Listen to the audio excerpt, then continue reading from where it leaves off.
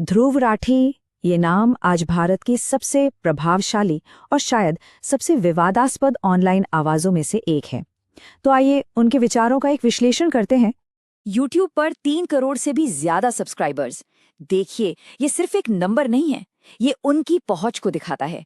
एक ऐसी पहुंच जो उन्हें भारत के डिजिटल लैंडस्केप में एक बहुत बड़ी ताकत बना देती है।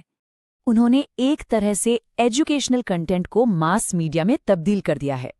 लेकिन जाहिर है, इतने बड़े प्रभाव के साथ साथ उतनी ही बड़ी जांच और बहस भी होती है।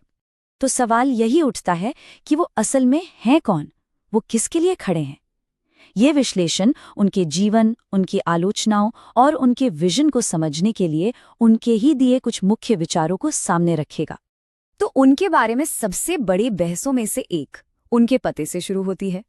चलिए समझते हैं कि भारत के बाहर से कंटेंट बनाने के उनके फैसले के पीछे की असल कहानी क्या है। ये आलोचना बार बार सुनने को मिलती है ना, कि जर्मनी में बैठकर भारतीय मुद्दों पर बोलने का उनका अधिकार क्या है, उनकी वैधता क्या है। इंटरव्यू में राठी इस बात को साफ करते हैं कि वो जर्मनी एक क्रिएटर के तौर पे नहीं बल्कि अपनी पढ़ाई के लिए गए थे बहुत पहले, और वहां रहने का फैसला एक पर्सनल फैसला था जो उन्होंने अपनी पार्टनर के साथ मिलकर लिया। और दिलचस्प बात यह है कि राठी खुद इस दूरी को एक दो-धारी तलवार की तरह देखते हैं। मतलब एक तरफ तो ये उन्हें मीडिया की हाइप और राजनीतिक दबाव से दूर रखता है, लेकिन दूसरी तरफ वो ये भी मानते हैं कि इससे कभी-कभी जमीनी मुद्दों की जो असल फीलिंग होती है उसे समझना थोड़ा मुश्किल हो जाता है। और शायद यही बाहरी नजरिया उनके काम के एक बहुत बड़े हिस्से को शक्ल देता है, जो है राष्ट्रीय कहानी की आलोचना, खास तौर पर जब बात मेनस्ट्रीम मीडिया और बॉलीवुड की आती है। तो वो आखिर पॉपुलर फिल्मों की आलोचना करते क्यों हैं? राठी का तर्क ये है कि सिनेमा यानी पॉपुलर कल्चर लोगों की राय बनाने का एक बहुत शक्तिशाली जरिया है, और इसका इस्तेमाल अब राजनीतिक मैसेजिंग के लिए तेजी से हो रहा है। वो कुछ खास पैटर्न की ओर इशारा करते हैं, जैसे फिल्मों में राजनीतिक पार्टियों के नारों का इस्तेमाल होना, पिछली सरकारों को देशद्रोही की तरह दिखाना और सिर्फ एक ही साइड की कहानी को आगे बढ़ाना।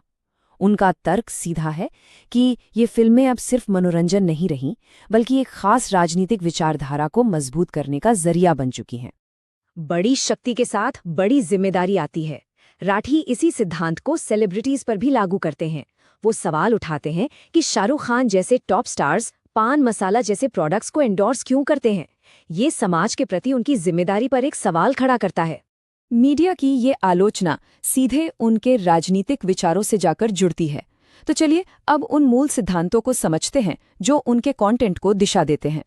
वो कहते हैं कि उनका काम 3 मूल सिद्धांतों पर आधारित है। पहला, तर्कवाद यानी साइंटिफिक सोच को बढ़ावा देना। दूसरा, स्वतंत्रता यानी बोलने की आज़ादी। और तीसरा, सहिष्णुता यानी साथ मिलकर रहने में विश्वास। उनका कहना है कि वो पार्टियों को इसी पैमाने पर देखते हैं, और यहीं उनके राजनीतिक सोच का एक बहुत जरूरी हिस्सा सामने आता है। वो एक अकेले मजबूत नेता वाले आइडिया को पूरी तरह से खारिज करते हैं।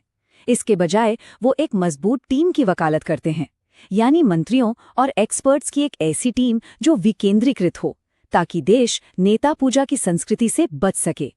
और अपनी बात पर जोर देने के लिए उन्होंने ये काफी चौंकाने वाली तुलना की।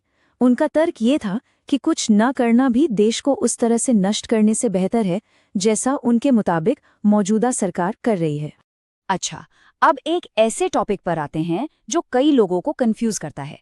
एक नास्तिक होते हुए भी वो धार्मिक विषयों पर इतनी गहराई से बात कैसे करते हैं?